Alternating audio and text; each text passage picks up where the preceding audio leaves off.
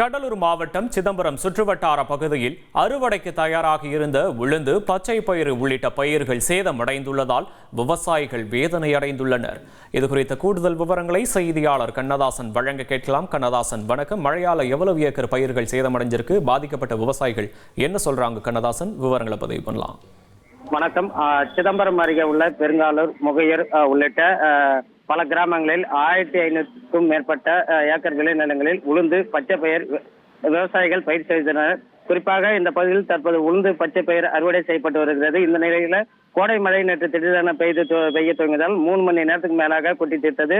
அறுவடை செய்யப்பட்டு விளைநிலங்களில் வைக்கப்பட்ட உளுந்து, பச்சை பயிர் செடிகள் அனைத்தும் மழையில் நினைந்து ஈரப்பதத்துடன் இருப்பதால் அதனை காய வைப்பதற்கு 3-5 நாட்கள் ஆகும் எனவும், ஆனால் ஈரப்பதத்துடன் இருப்பதால் முளைப்பு தன்மை ஏற்படும் அபாயம் உள்ளதால் விவசாயிகள் வேதனை அடைந்துள்ளனர். ஆகவே பயிர் பாதுகாப்பு திட்டத்தின் கீழ் விவசாயிகளுக்கு உரிய நிவாரணம் வழங்க வேண்டும் என்பது அப்பகுதி பொதுமக்களின் கோரிக்கையாக உள்ளது.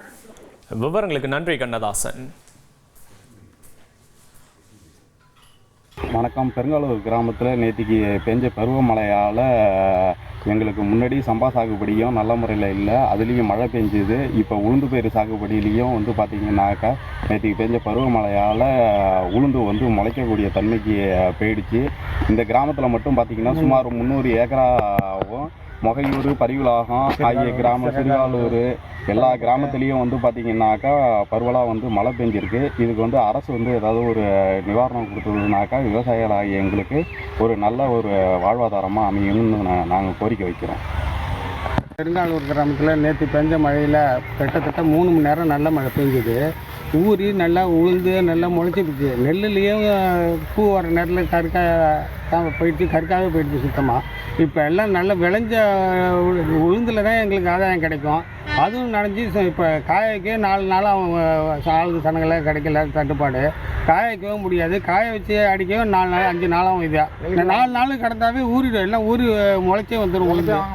அரசு யாரும் வாங்க மாட்டாங்க. இது கவர்மெண்ட்டே ஏதாவது பார்த்து கொள்முதல் செஞ்சால் தான் உண்டு. உடையுது, ஊறி பிச்சு உளுந்து சுத்தமாக. செய்திகளை உடனுக்குடன் தெரிந்து கொள்ள உடனே சப்ஸ்கிரைப் பண்ணுங்க.